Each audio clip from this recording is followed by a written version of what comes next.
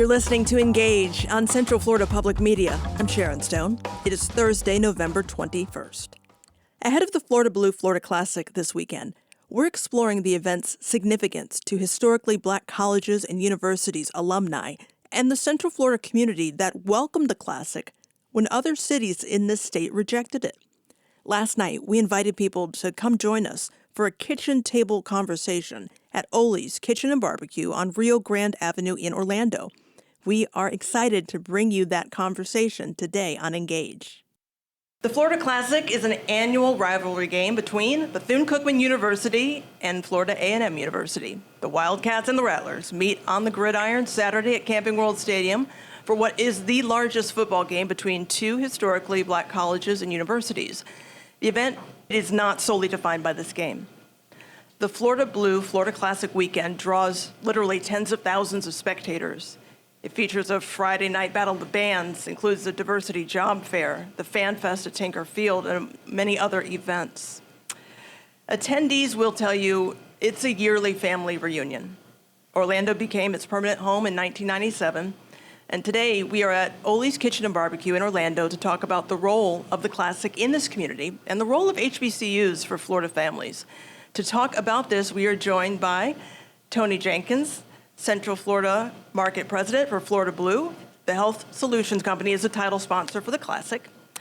City of Orlando District 6 Commissioner Bakari Burns is a two-time Florida A&M graduate, and we can tell the pride by the hat that he is wearing with his suit. Yes. Bethune-Cookman alum Rich Black, the community leader you all know, and CEO and publisher of ONYX magazine, a publication that celebrates black achievement throughout Florida. Orlando native Rod Z, to my left, is a comedian, actor, musician, producer, and BCU graduate. So Thank you all for your time. And you left out good looking. That was implied. I don't need to say that. Actually, I do want to start with you, Rod. Okay. I want you to share the story of when you knew you wanted to go to an HBCU. I want you to take us back to, it was 1987. You went to the Florida Classic, and it was in Tampa then. It was in Tampa. I was at the time, Memorial Junior High School. My Aunt Sue, shout out to Aunt Sue, took me to the game. And I had gone to several football games before, but nothing like the Florida Classic. I walked into Tampa Stadium, and my mind was blown. I was excited. It was a fun time. That was my first time seeing Bethune-Cookman's band as well as the Marching 100. And I knew right then, I was like, I got to be a part of this. And since 1987, I've been to every Florida Classic. I've been afforded the opportunity. God blessed me to be able to go to an HBCU. I'm a proud graduate of Bethune-Cookman. I marched in the band at Bethune-Cookman. I was section leader in 1991. And I've also gone on to be able to host what I call the premier event outside of the game, the Florida Blue Battle of the Bands. So shout out to my brother over here to my right, Tony Jenkins, and everyone involved in having me host that. And it's just been a labor of love and a lot of fun. And like you said, a family reunion. Did any of you have that moment where you knew you belonged at an HBCU? Rich Black. I attended UCF after matriculating at Valencia Community College. I was there for a year. I partied a little bit too much, and I was a bit of a radical, and they told me to leave. I left that morning. Vicki Felder's mother, Ann Mitchell, I came to her house maybe around about 1 o'clock in the afternoon. She said, "What's the problem?" She said, "You look depressed." I said, "They just put me out of UCF." And she says, "Okay, you can't go home because your father's going to kill you. Let me call Mama Sue, and we're going to get in the car because you were supposed to be at an HBCU anyhow." I was expelled from UCF that morning and enrolled with a full scholarship to Bethune-Cookman that evening. And I completed my matriculation. So my greatest work has been as a result of Bethune-Cookman University. Wow. Later, we built a statue to honor Mary McLeod Bethune with the community. Yeah. I want to ask you all about, we'll start with HBCUs, just what was the experience that an HBCU provided to you that is different? Rich just mentioned UCF. Like, what is different that you couldn't get from another college? Well, Commissioner Burns? yes. Well, I was fortunate that my mother and my sister attended Florida A&M University. So while I was in high school, I knew I was going to FAM. It was no question. I had a lot of love for Bethune, but FAMU, that orange and green was calling my name. So I knew I was going to FAM, but one of the things that helped make sure that I went to FAM was I received a Walt Disney World full scholarship to attend any state of Florida school, and I selected Florida A&M University. And that selection really, I didn't know it then, how it would shape me and the person that I've become. But when I got onto FAMU's campus, it was just so much love, so much acceptance. And then I saw people who looked just like me from all over the United States. So before then, I didn't travel much out of Florida, but then when I got to Florida A&M, I met people from Atlanta, from D.C., from New York, and it just was a family. It's like you immediately took on another family, and that has helped me truly throughout my college years, but also throughout my career. Tony, I know you went to an HBCU in Atlanta. Do you have that same feeling you knew? Yeah, my journey was a little bit different, where I played sports in high school, and so I was offered a basketball and a baseball scholarship at an HBCU in Atlanta, Morris Brown College. I knew about FAMU and Cook, but I didn't know nothing about HBCUs in Atlanta. Wow. When I first went to campus, there was a visit. School was closed, but when I got there, I found out about the power of HBCUs. If you've ever been to a basketball game at an HBCU, it is jam-packed, not a seat in the house, just the energy in the game, and that showed me the excitement. But here's what I say is different at an HBCU. When I was struggling in class, the teacher pulled me aside and said, "We need to help you." If I would have been at a university with thousands of kids, I don't know if I would have got that personal attention where the teacher took a personal interest in me, the professor, to help me. And it wasn't in just that one class, it was several classes. So I owe it all. I owe where I'm at today because of what I've got from the school, Morris Brown College. Every one of you is nodding in agreement. You're listening to Engage on Central Florida Public Media. Today we're at Oley's Kitchen and Barbecue talking about the upcoming Florida Classic weekend with Florida Blues Central Florida Market President Tony Jenkins, ONYX Magazine CEO Rich Black, Orlando Commissioner Bakari Burns, and local comedian and producer Rod Z. I want to stay with the HBCU experience. What don't people know about HBCUs? I think a lot of our leaders, if you check where they've attended and matriculated, many of our leaders have graduated from an HBCU, or they've had family members to attend an HBCU. One of the things that I experienced while there at UCF, there was oftentimes, this is the old UCF, not the new UCF, oftentimes there were those who visited the campus. It could have been the president of Apple Computer or whatever. You would not be invited to those type of meetings. At Bethune-Cookman, you would see Bill Cosby, you would see Gladys Knight walk on the campus, and they would actually speak to us, shake hands, take pictures. I had never seen that in my life. My parents are first generation American. My upbringing was very diverse. But I'd never been around a large group of African Americans. So the day that I attended Bethune-Cookman, I just so happened to be told that I could sing. So I was introduced to the concert chorale, and I heard these angelic voices in the room. I thought that it was a recording or probably house music in the building. When I opened the door, there was about 200 students, and they were singing like angels, and I had never seen that in my life. So they told me I needed to audition, and I was a little shocked. But I got in. So one of the things I like for people to know, and I know these guys will follow up with what I'm getting ready to say. I went to a Catholic high school in Jacksonville, Bishop Kennedy High School. Academics were tough, but I'll tell you, at Morris Brown College, it was a rigorous. Oh yeah. It wasn't given to me. Right. The academics and the excellence that I had to perform. These classes were tough. It wasn't a gimme, and that's what I want folks to know, because I think that some people think that HBCUs are a step down. Right. In academics, they don't match up to the other schools.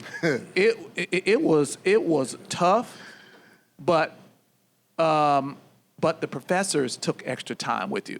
But the academics were on par with other schools that I know other kids go to. Yeah, and Brother Jenkins, I think it's Commissioner evident. Burns. Yeah, Commissioner Burns here. Yeah. I think that's evidence when you look at FAMU, you look at the School of Business and Industry, the nursing program, the pharmacy program, the journalism program, who's put out some graduates who've gone on to do tremendous things. So I agree with you totally that while you had that assistance, it was a rigorous program. Absolutely. I initially went to school to study pharmacy.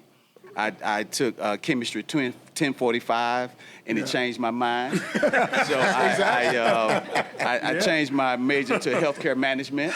I still want to stay in healthcare, but more on the management side. But again, even through that transition, there was a professor there that saw my potential and helped walk me through that. So I agree 100%. Yeah, Rod Z here. For me, I agree with these gentlemen. For me, it was the attention to detail in you, the student. First of all, with an HBCU college professor and leadership, there's pretty much a mandate. Not all people that go to HBCUs graduate, but for the most part, if you really want that opportunity, they're going to make sure that they mold you and give you that extra push. For me, it was Dr. L. Gooseby Day, who was a graduate of The Ohio State University, who taught me to never be late to class ever again. She showed out on me so bad. She was, Mr. Ziegler, so glad, she did a curtsy, so glad you could join us. For me, it was Dr. Johnson Akinley, who went on to be the provost at North Carolina Central University. He was my communications law. I majored in mass communications. But he was my communications law teacher at the time, who just taught me a lot about responsibilities of being a man and being on top of my game, doing what I needed to do. And it was that attention to detail where they tailor you to be successful. And I think they're passionate about you going on and doing well and being a productive member of society. Yeah, and they equip you. They equip you. They tell you. At an HBCU, one of my professors told me, your A in society will be looked at as a B. So not only do I want you to pass this class with an A, but I want you to be aware that there are going to be other challenges outside of you being educated. When you step out and graduate, there are going to be other challenges, and how to maneuver through those challenges. Am I hearing this correctly, that do you feel like some people judge you negatively just because you went to an HBCU? Is that what he was referring to? Yes, absolutely. A lot of people think that we are not, that we're subpar, or that we don't stress education, but somebody told me that 2 + 2 is 4 at Harvard and Howard.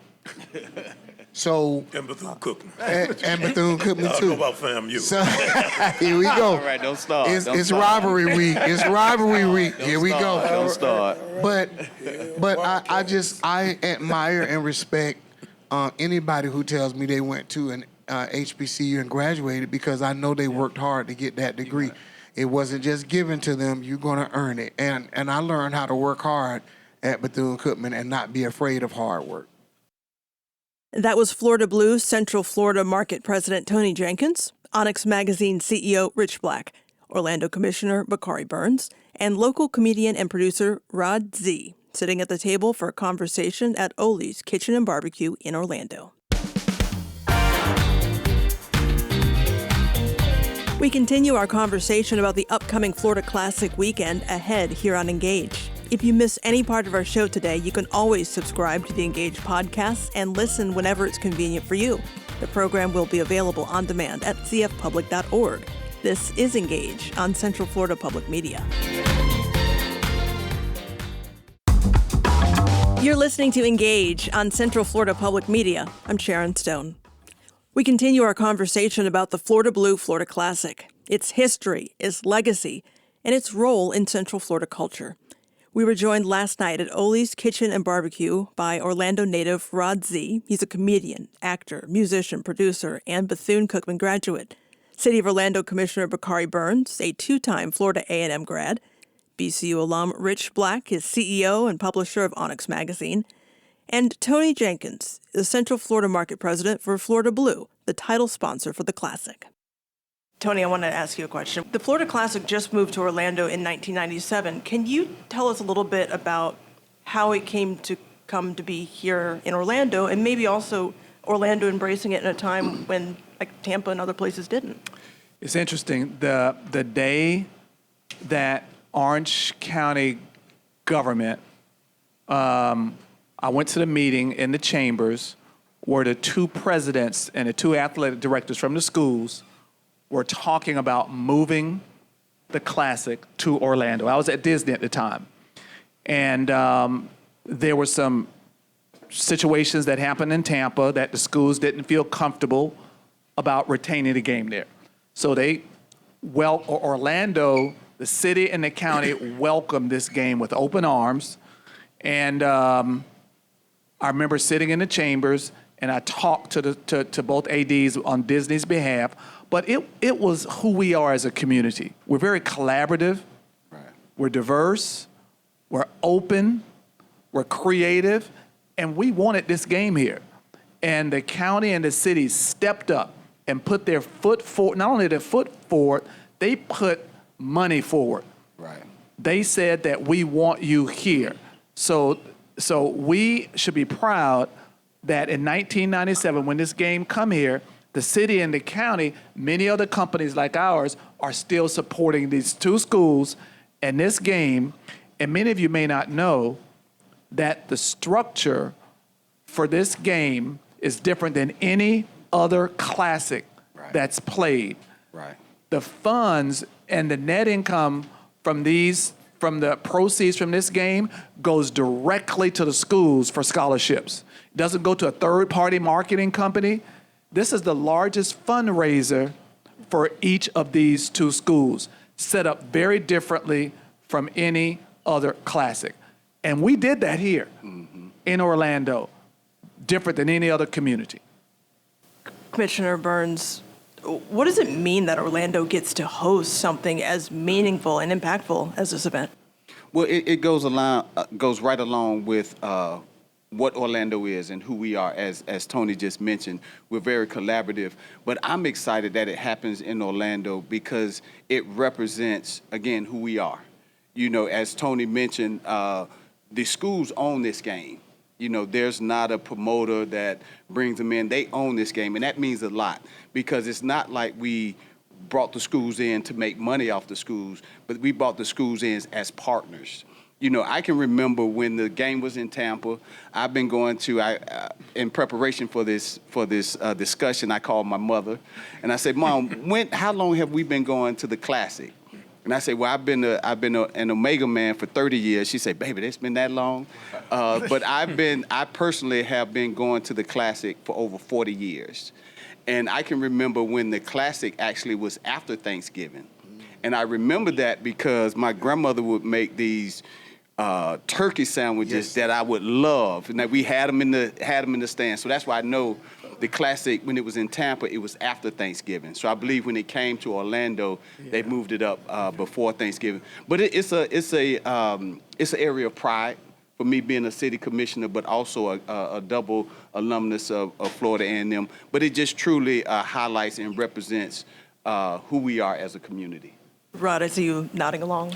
I agree, and I want to just give a shout out to my 10th grade math teacher, his mother, Miss Barbara Page Burns, who was very influential. You know, I gotta give a. I know we talking about FAMU and Bethune-Cookman, but I gotta give a shout out to my high school, Jones High School. So a lot of us that come out of Jones, our first trek is to go to Bethune or FAMU. And then, you know, we have a few people that go to other schools, but a lot of us, a large portion of us go to that school, and it's because of people like Barbara Page Burns. But I agree, it's a source of, for me, it's a source of pride to have it here in my hometown, to participate in the Battle of the Bands, to see all of the people, the small business owners who do well, who come here from all over the world. We have vendors from Africa, if I'm not mistaken, coming here bringing us all types of things that we can purchase out at the tailgate. So it's a source of pride for me to see all the people come and to see the Classic grow the way it has grown. Yeah. And also, we can't overlook the economic impact that the Florida Classic has, the Florida Blue Florida Classic has. You know, because, you know, we're coming to enjoy, you know, have a family reunion, see each other, but also there's a lot of money being spent that weekend. And just with that tax base, it helps the city then invest more into our youth and get them prepared to go, you know, off to college. So it's very exciting. Because you have not just the game, it's a whole weekend. A That's whole benefiting weekend. the It's an city. experience. Experience. It's a real experience. I want to talk more about that. Help our audience understand. You mentioned a couple things. I want to talk about just the generations that go to an HBCU, but help our audience understand that family reunion culture you're talking about, Rich. I think if you're walking down the street, and this is one of the things that I found to be true, it could be a person you have never met, but if that person knows that you are a BCUan or a FAMUan or Rattler, what's up? Right, yeah. Greeks, Delta, AKA, KSI, whatever. Omegas. Omega Psi Phi. Okay. You know we had to get that in. But I think because you have that experience, there's just a bond there. Everyone there is because we're there because, one, we graduated or we matriculated or we've known someone.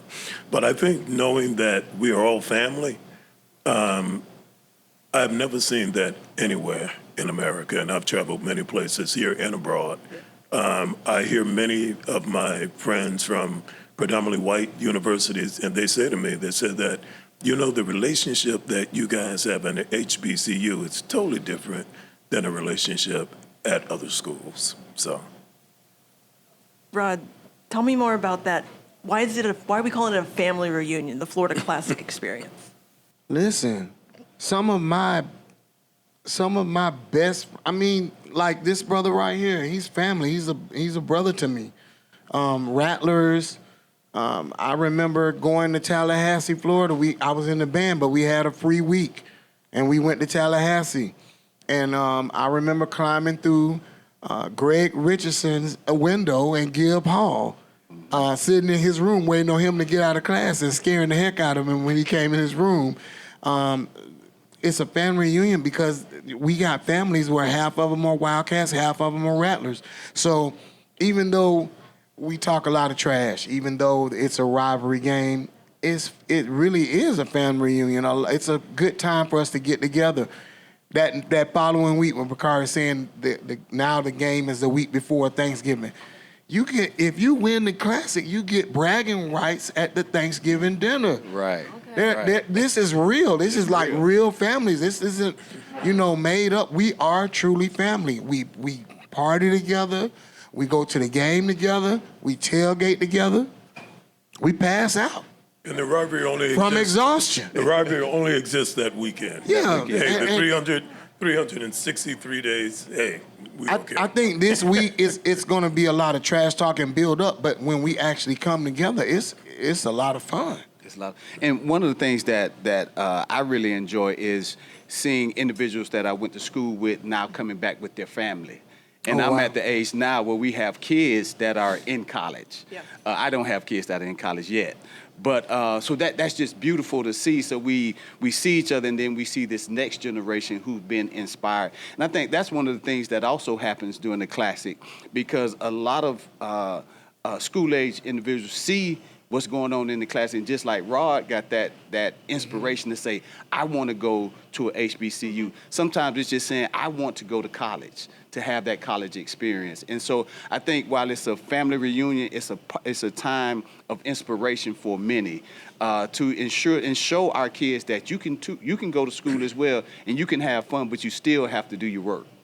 Do you also see the Classic as kind of a recruiting event? I was just thinking that. Definitely a recruiting, because I have several friends who didn't go to FAMU, but their kids went to the Classic, and now their children are attending FAMU or Bethune. So it's definitely a recruiting tool, probably one of the best recruiting tools that we have here locally. I always like to take time out when I host the Florida Blue Battle of the Bands to stop and acknowledge those high school students that are participating.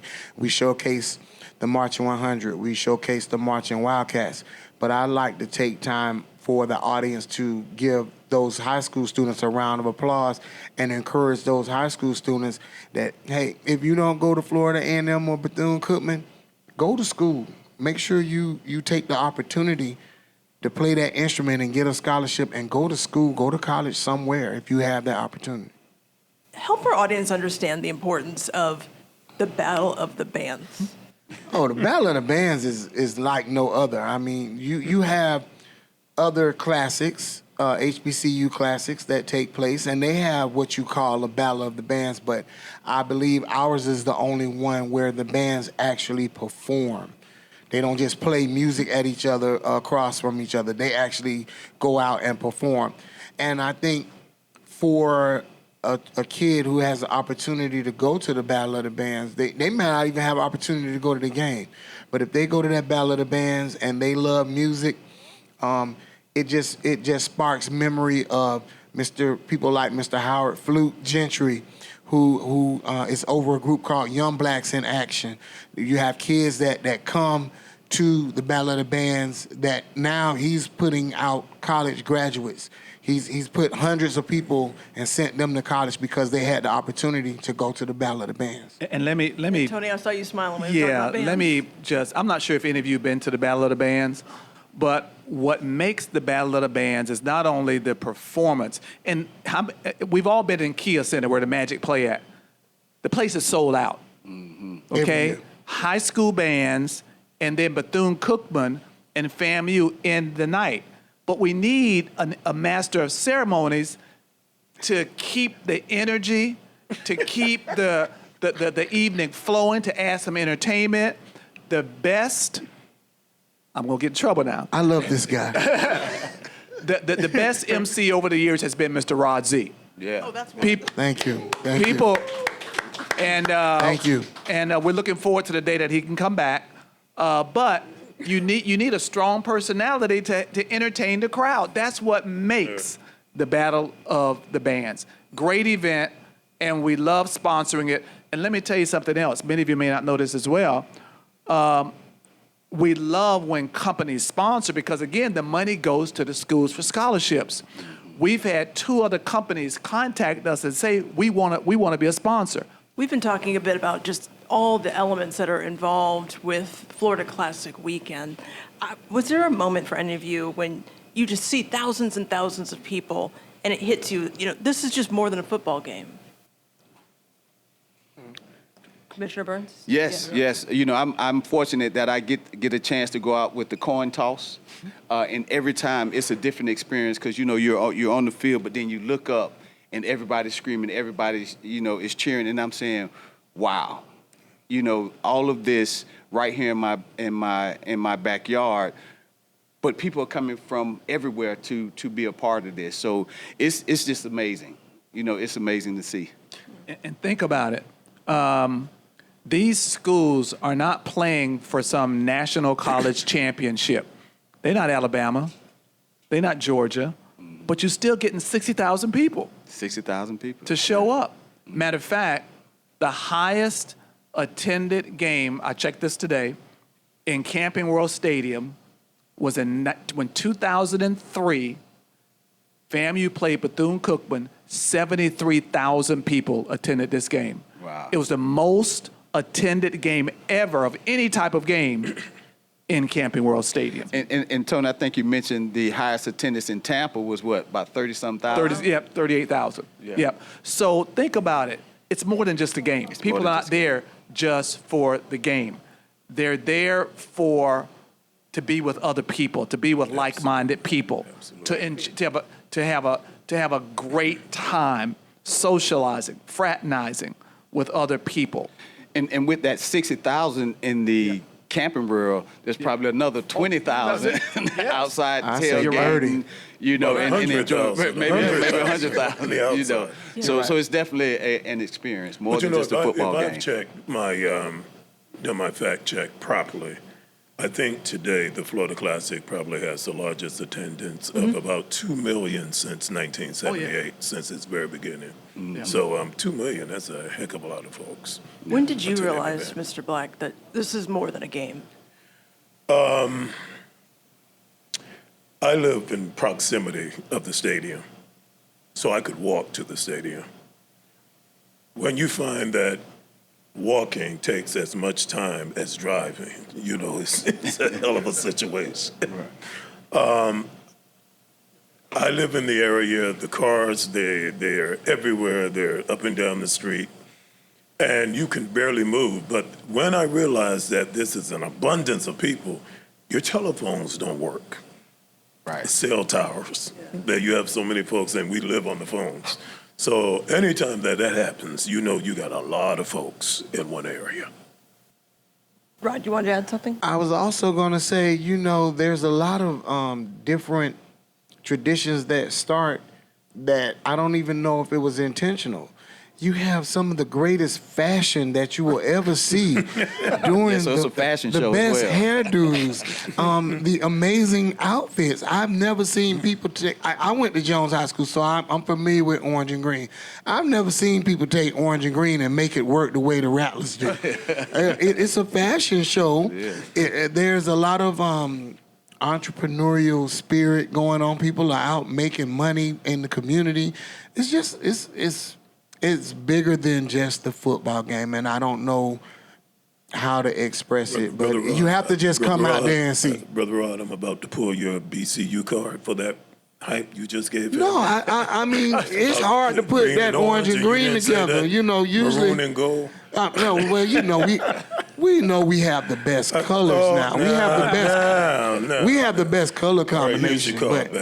But no, I just think it's more than just a game because of the simple fact of the feeling that you get from being in that atmosphere. You don't even have to go in the game to feel it. It's outside at the tailgate. You have people that tailgate that don't even make it into the game. We want them to start coming because we want to break some more attendance records, but it's just, you have to come out there. If you've never been, you need to come. And the tailgate is special itself. Okay. You know, you can have a tailgate that's all Cookman, Wildcats, and a Rattler walk up. We might talk a little noise a little bit, but they'll give you a reel. You know, they'll give you some barbecue. You know, because it's that type of atmosphere. Now we still may talk trash while we're eating, but it's all in love. It's all in love. It's all in love.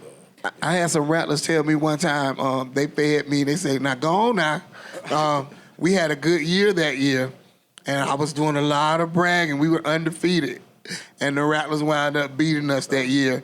And I came back to the tailgate and took my medicine, but they were like, yeah, we gonna fix him another plate. He look real sad. Give him another plate. But that's what happens. Like I said, it's family.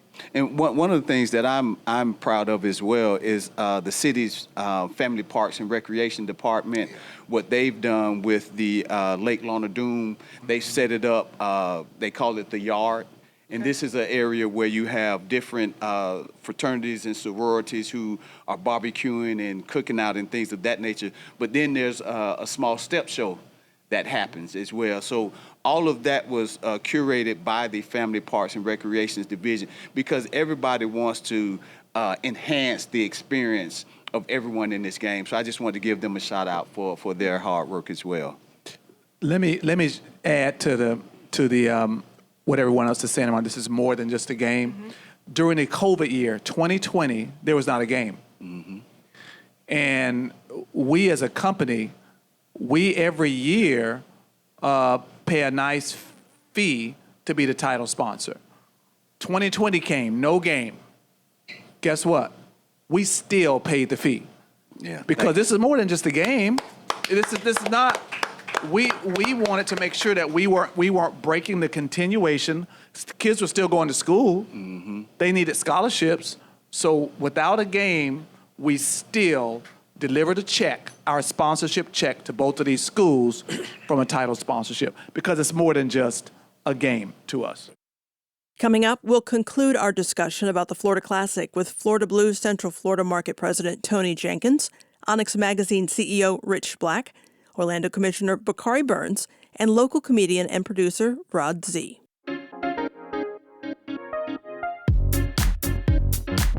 We'd love to hear about your memories of attending the Classic. You can contact us by sending us an email to engage@cfpublic.org, or you can send us a talkback on the free Central Florida Public Media app. I'm Sharon Stone. You are listening to Engage on Central Florida Public Media. You're listening to Engage on Central Florida Public Media. I'm Sharon Stone.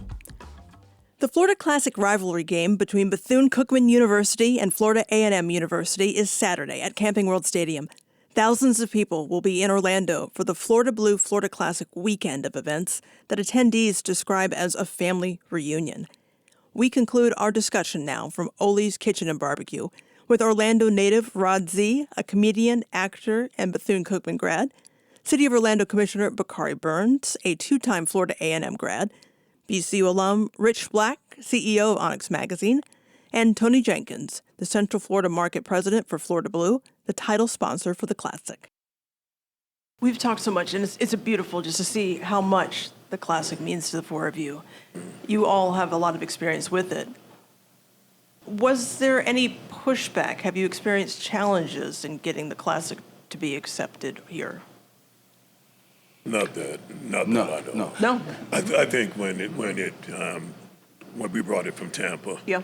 there was some concerns in Tampa. And I can remember as a student going to the malls, and the malls were closed. Yeah. They closed the doors.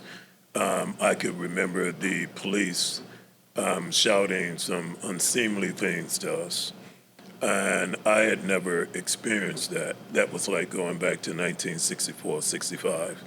So I think when they spoke of that coming to Orlando, everyone was like really like all in. And I think it has probably been the best decision. I remember in 9/11, when 9/11 came, everyone was canceling their conferences, and I think the Florida Classic saved the day because the Rattlers and the BCU, and we came. Wow. So, I mean, that is the impact that I think the Florida Classic has had on Orlando. And also, you guys remember, when the Classic came here, both of these schools, they were at the top of their game. You had two of the most phenomenal presidents at leading these institutions at the time. Absolutely. President Fred Humphreys, and President Dr. Bronson. My friend. And they will go down as a legacy. Yes.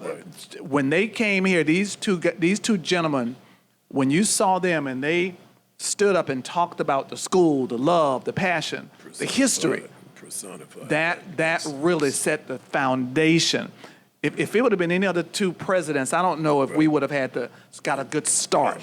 These two guys were the right gentlemen. Visionaries. To help get the Classic here. And they were clean every year. The suits, are you kidding? Oh, man, they would come down to start the game off, and I'm talking about, I was like, I got to get a suit like that. I'm telling you want to learn how to dress and put it together. Come to the Classic. And walk the entire football stadium. Right? And Dr. Fred Humphreys from FAMU, he was about 6'7". Yeah. He was a big guy. So whatever he said, you pretty much followed. You did it.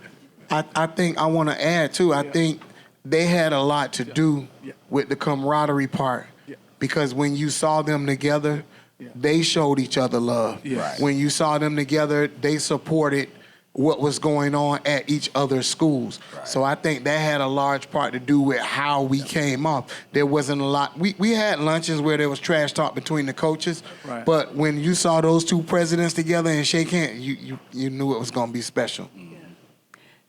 We've talked about just the classic today. I want to start with you, Rich Black. How is it evolving? Where do you see it going moving forward? I think it's definitely going to fill the void as we look at diversity and inclusion probably taking a back seat. And I think, and one of the things that I've noticed now with HBCUs, it's becoming very diverse. I think during COVID, the kids started reading, they started exchanging, they started talking. They found out that a lot of things they were taught was not actually true. And they are now sort of kind of finding that safe space where they can go and experience and they can love on one another. So I think we have probably one of the most diverse generations coming through, but I see a lot of them now attending HBCUs. So I think that it will grow.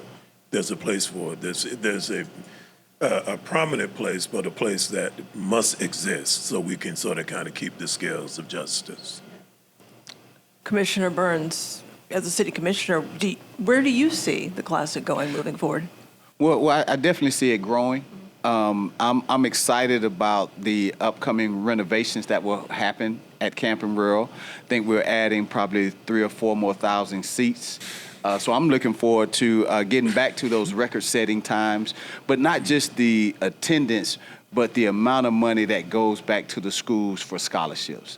That's what excites me, is the money that we can put back in the investments we can make back into our students, and we can continue to do that. So I see it continue to grow, break records, but also continue to inspire young minds to want to pursue a higher education. So, it's clear that you all are excited about seeing your teams play in the country's largest football game between two HBCU schools, Bethune-Cookman University Wildcats, Florida A&M University Rattlers. Tony Jenkins, I have to ask you this because you can be objective. Who's going to win the game? Easy, Tony. Well, you're a Wildcat, brother. Well, you know I have to be kind of neutral. I'm not voting for a tie because you can't tie. But Go ahead, tell the truth. Go ahead, tell the truth, bro. I'm always voting for good weather. Right. Right? I don't want rain. They've taught you well. It's going to be cold, but that's well. okay. Continue. I want a lot of attendance. As long as we get that, then then both teams are going to win to me. Right. Florida Classic is going to win. 21-7. Tony, are you running for office? Okay. That was a great answer. He's being 21-7 FAMU. Oh, wow, Commissioner. 21-7 FAMU. Well, 21-7 FAMU. Delirious. You heard it here. You heard it here first. He's delirious, Brother Z. I know you didn't ask for my prediction, Go ahead, give it but Wildcat. Bethune-Cookman is going to win the game with a field goal kick, and it will be what I call the shot heard around the world. We will defeat Florida A&M this year, and Commissioner's going to take me to dinner. That's a very dramatic That's a bet. Matter of fact, he can bring me to Oley's. That's a bet. We'll eat dinner right here. Let's shake on it. Dinner at Oley's. All right. You got a witness. Just to wrap up our discussion, I would love to hear from each of you. We'll go down the line. What does the Florida Classic mean to you? Can you start, Rich Black? Rich Black. Yeah. Rich Black. The Florida Classic is smoked turkey legs, collard greens, vinegar French fries, family, love, tradition, folks coming together at a time where I guess we're giving thanks. And I think as we look at Wakanda, it gives us that Wakanda spirit, love, pride. That's what it means to me. Tony Jenkins? This is my favorite time of the year. Think about it. It's the week before Thanksgiving. I love, at some point in the game, I'll sit back and just watch people enjoying themselves, having conversations with people that they don't know, that they know, family. It's all about enjoying the atmosphere, and you see the pride, and that's what excites me, is just seeing people enjoying a event that was set up by the city, the county, both schools. We've made this event Orlando, Orange County, and now people can sit back and enjoy it. That's what I get my pride from. Commissioner Bakari Burns? Well, for me, it's the inspiration. You know, just seeing all the attendees, but I get inspired to continue to support my school, FAMU, but support all HBCUs. And I want to make sure that this game continues, because my children can come and say, you know, I've been going to the Classic for 20 years. So I'm excited, and it's just a time for us to kind of a reunification, you know, the family reunion, seeing, and as I get older, I just turned 50 this year, it means a little more when I see friends that I hadn't seen in 20 years. So I'm just excited for that, again, that family reunion, just coming together and just celebrating Black excellence, because it's a lot of Black excellence that you'll see at the game and at the tailgate on Saturday. Rod Z, we started with you. Let me wrap up with you. You're putting a lot of pressure on me to end it, but I will say excellence in education, camaraderie, love, togetherness, unity, entrepreneurship, and family. This is my favorite time of the year also. I was so happy when they said it was coming to Orlando. And I hope it never leaves, because, like I said, if you've never been to the Florida Classic, make sure you make your way out there this year. At least come to the tailgate. All are welcome. All will be included. All will be loved. And we're going to eat real good. Real good. Tony Jenkins is the Central Florida Market President for Florida Blue. The Health Solutions Company is the title sponsor for the Classic. City of Orlando District 6 Commissioner Bakari Burns is a two-time Florida A&M graduate. Bethune-Cookman alum Rich Black is CEO and publisher of ONYX magazine, a publication that celebrates Black achievement throughout Florida. And Orlando native Rod Z is a comedian, actor, producer, and Bethune-Cookman graduate. Thank you to all who joined us at Oley's Kitchen and Barbecue. That's all for today's edition of Engage. We are back Tuesday at 3. We'll talk about surviving the holiday season with friends and family with differing political views now that the election is over. And a UCF food historian shares a lesson on why we eat the foods we do on Thanksgiving Day. All of our shows are available on demand at cfpublic.org. I'm Sharon Stone. Thank you for the company. All Things Considered is coming up following NPR News.